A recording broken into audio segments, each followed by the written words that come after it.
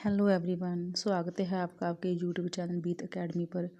So friends, आपको पता है केवीएस और एनवीएस का जो नोटिफिकेशन आउट हो चुका है और आप इनकी जो तैयारी है वो स्टार्ट कर दें। और मैं आपके लिए एसएसटी की क्लास लेकर आई हूँ। हमारे यहाँ पर क्वेश्चन कुछ रह गए थे और वहीं से हम स्टार्ट करते हैं। जो हमारी 24 क्वेश्चन से करने हैं हमने। वित्त आयोग का कार्य, वित्त आयोग के कार्यों के बारे में यहाँ पर हमने बात करनी है कि उसके कार्य क्या है।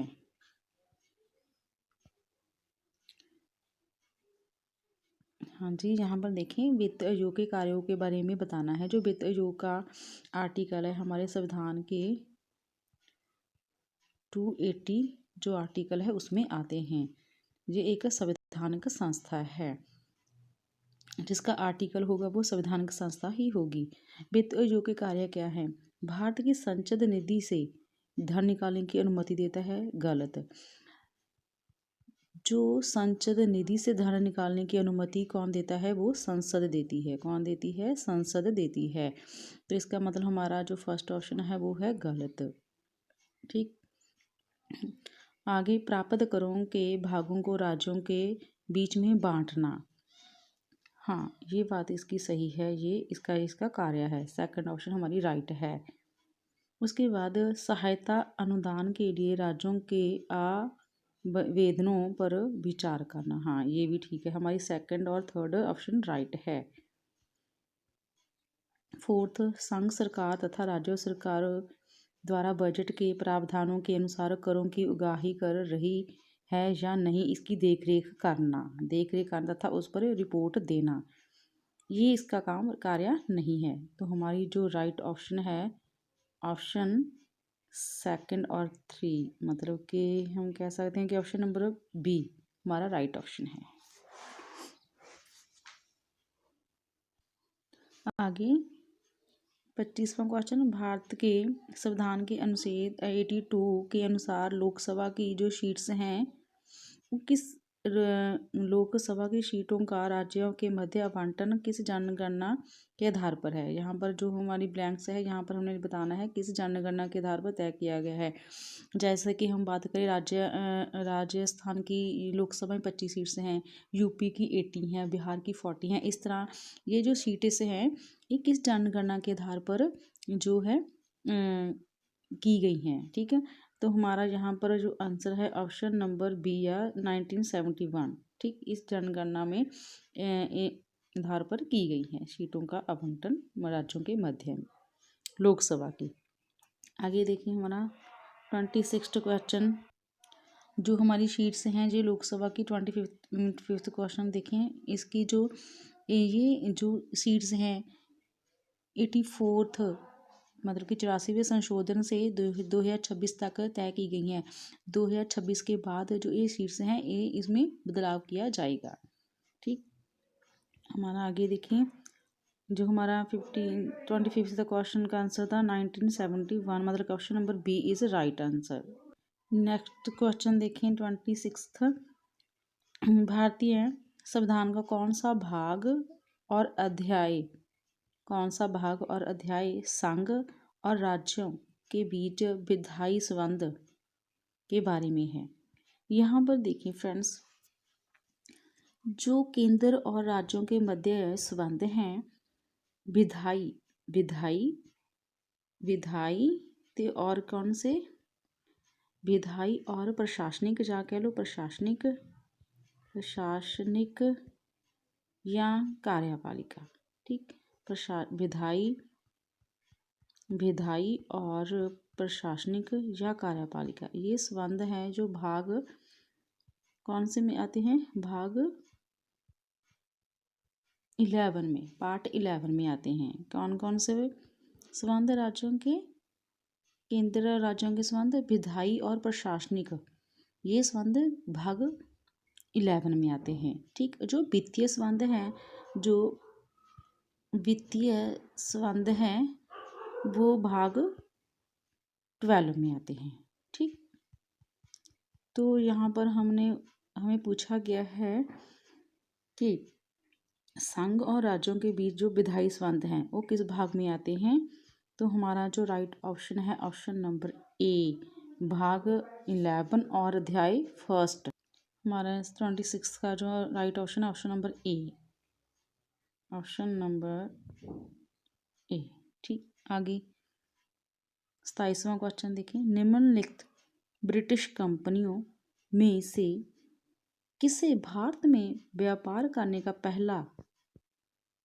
पहला अधिकार पत्र प्राप्त हुआ। यहाँ पर जो है right option option number A, Levant company थी। लीवेंट कंपनी थी जिसे 1593 में सथल मार्ग से व्यापार करने का जो अधिकार मिला। ठीक, आगे हमारा नेक्स्ट क्वेश्चन, सांप्रदायिक अवार्ड एवं पूना पैक्ट में क्रमवार दलित वर्ग के लिए कितनी सीटें दी गई हैं। यहाँ पर जो सबसे पहले देखें, जो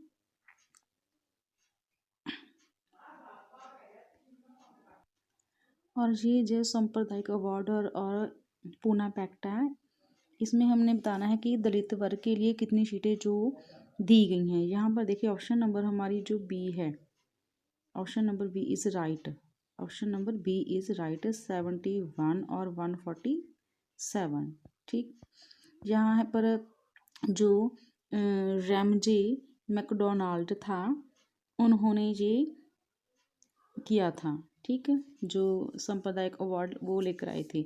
जो पूना पैक्ट है 24 सितंबर 1932 में आया था, जिसमें क्या है, जो गांधी जी और अंबेडकर हैं उनके बीच में ये हुआ था। ठीक, और जो सांप्रदायिक अवार्ड है 16 अगस्त 1932 को आया था। कौन लेके आ रहा था, ब्रिटिश एमपी थे रैमजे मैकडोनाल्ड। ठीक, जो हमारी राइट ऑप्शन है 28th क्वेश्चन की option number B is right option. आगे देखिए नेक्स्ट क्वेश्चन, इलाहाबाद स्तंभ अभिलेख निम्नलिखित में से एक से संबंधित है। यहाँ पर हमें 4 ऑप्शन दिए हैं, हमें बताना है जो इलाहाबाद का स्तंभ लेख था वो किस जो शासक से संबंधित है। सबसे पहले यहाँ पर देखें, जो ये इलाहाबाद का स्तंभ लेख था, ये कौसाबी से जो जहांगीर था वो इलाहाबाद लाया था। वो इसका निर्माण किसने किया था, अशोक ने किया था। किसने किया था, अशोक ने किया था। और जहांगीर इसे कौसाबी से इलाहाबाद लाया था। ठीक, और किससे संबंधित है, यह समुद्रगुप्त से संबंधित है। जो हमारा right option option number D is right answer. Next 30 question देखें, निम्नलिखित में से किस अनुच्छेद के अनुसार भारतीय संविधान अंतर्राज्यीय परिषद के संबंध में प्रावधान करता है। यहाँ पर अनुच्छेद हमारा 263, मतलब राइट ऑप्शन ए। ठीक, आगे नेक्स्ट क्वेश्चन पर चलते हैं।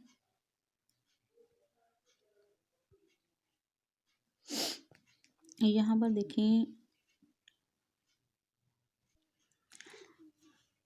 हाँ जी 31वां क्वेश्चन देखें, भारत के एक राज्य के राज्यपाल से संबंधित कथनों पर विचार कीजिए या ध्यान दीजिए। देखिए, उसे जन्म से भारत का नागरिक होना चाहिए, ये गलत है।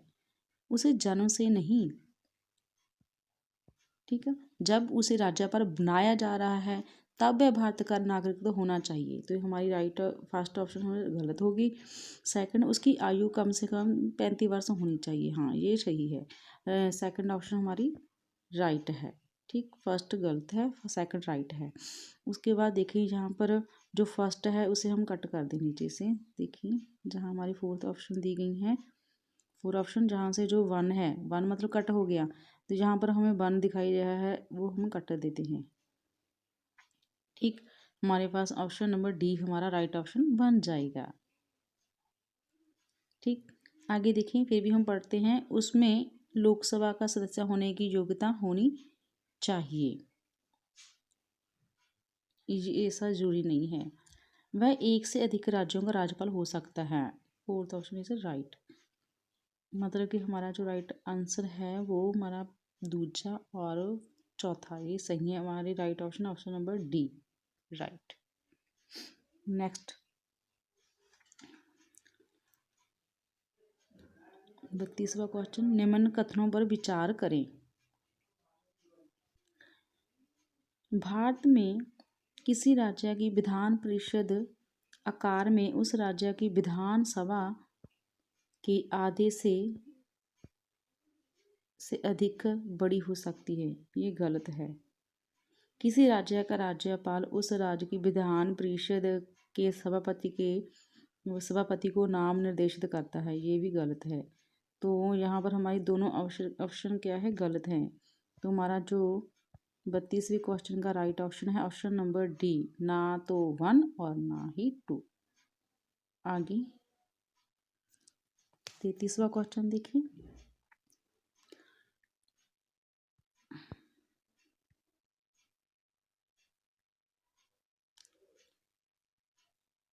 निम्न में कौन एक कथन मोहम्मद अली जिन्ना के विषय में सही नहीं है? सही नहीं है बताना है मोहम्मद अली जिन्ना के बारे में। यहाँ पर देखिए, वह 2 राष्ट्र सिद्धांत के समर्थक थे। बिल्कुल सही। उन्होंने 1940 के मुस्लिम लीग के लाहौर के वार्षिक अधिवेशन की अध्यक्षता की। बिल्कुल सही। वह सदैव डेयरी रखते थे। सी ऑप्शन हमारी गलत है। ठीक, तो ये सही नहीं है उनके बारे में। ऑप्शन नंबर सी हमारा राइट आंसर बनता है। Option number C is right answer.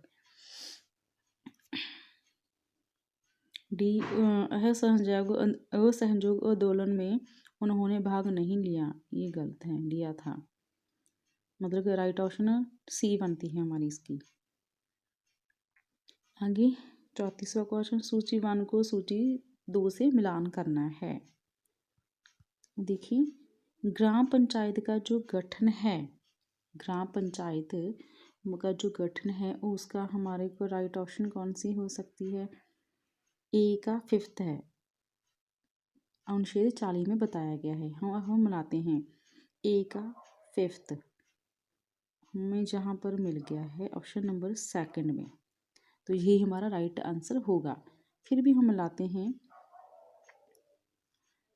समान आचार संहिता, जो समान आचार संहिता है ये हमारा आती है 1 में, 44 में आती है। ठीक, तो इसे अकॉर्डिंग आप मिला सकते हैं।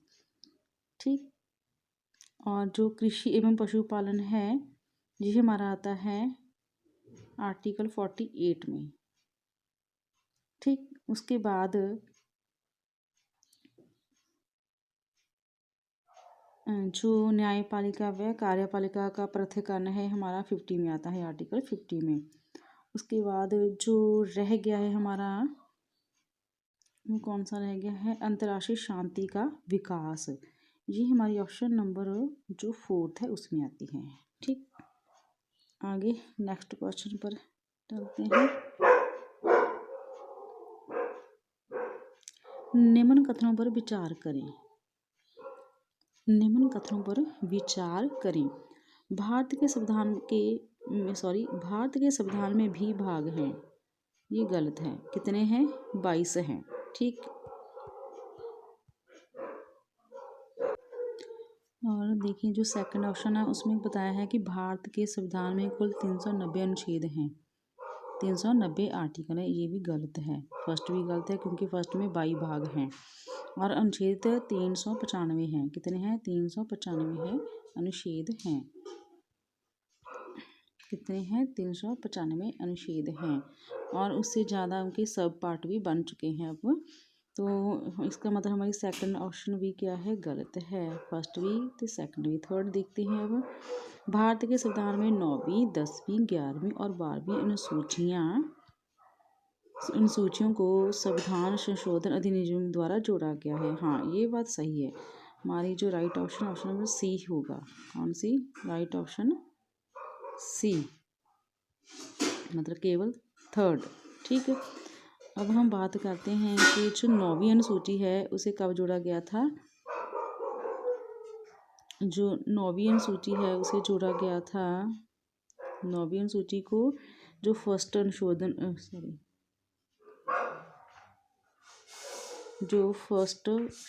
हुआ था 1951 में, तब जोड़ा गया था। और 10वीं अनुसूची को कब जोड़ा गया था? जो 10वीं अनुसूची है, 10वीं अनुसूची को जोड़ा गया था जो 52वें संशोधन के तहत। कब हुआ था? 1985 को। उसके बाद जो 11वीं अनुसूची है इसे कब जोड़ा गया था? इसे जोड़ा गया था जो हमारा 73वां संशोधन के तहत, 73वें संशोधन के तहत जोड़ा गया था। और जो 12वीं है, 12वीं अनुसूची को कब जोड़ा गया था? 74वें संशोधन में जोड़ा गया था। ठीक, तो जब हमारा राइट ऑप्शन है ऑप्शन नंबर सी, केवल थर्ड ऑप्शन इज राइट। आगे देखें, सुभाष चंद्र बोस ने स्वतंत्र भारत की अंतरिम सरकार की स्थापना की घोषणा की। इन्होंने सिंगापुर में की थी। कब की थी सुभाष चंद्र बोस जी ने कब की थी अंतरिम सरकार की स्थापना? 21 अक्टूबर 1943 को। Right option number A is right.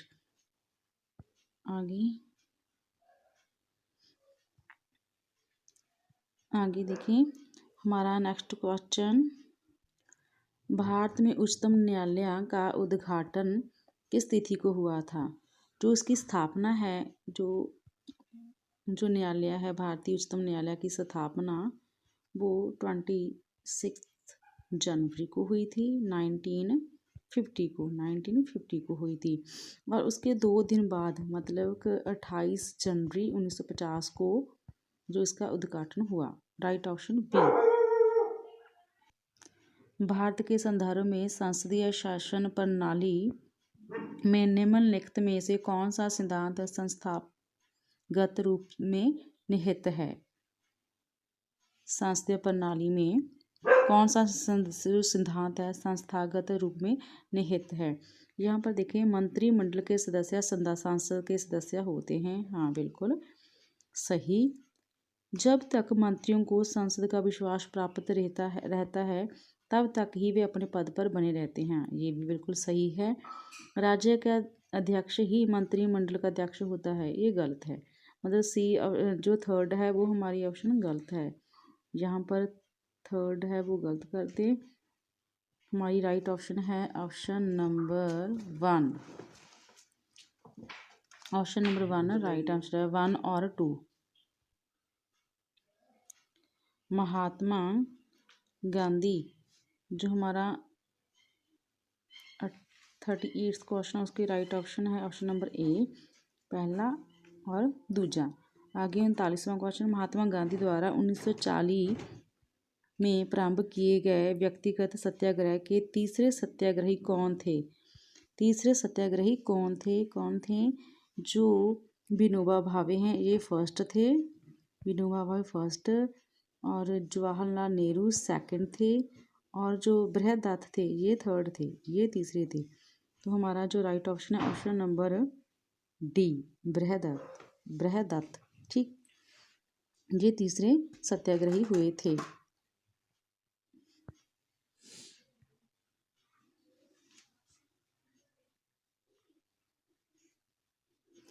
आगे, सर्वोच्च न्यायालय की स्थापना के संबंध में निम्नलिखित में कौन सा कथन सही है? सही है बताना है हमें। जहाँ पर कलकत्ता में सर्वोच्च न्यायालय की स्थापना 1773 के रेगुलेटिंग एक्ट के द्वारा की गई। हाँ, बिल्कुल सही। उसके बाद लेमेस्टर इस न्यायालय के प्रथम मुख्य न्यायाधीश थे। सेकंड ऑप्शन गलत है। जो लेमेस्टर थे ये मुख्य न्यायाधीश नहीं थे। जो मुख्य न्यायाधीश थे वो सर एलिजा इम्पे थे। कौन थे? Sir Elijah Impey. ठीक, तो सेकंड ऑप्शन यहाँ पर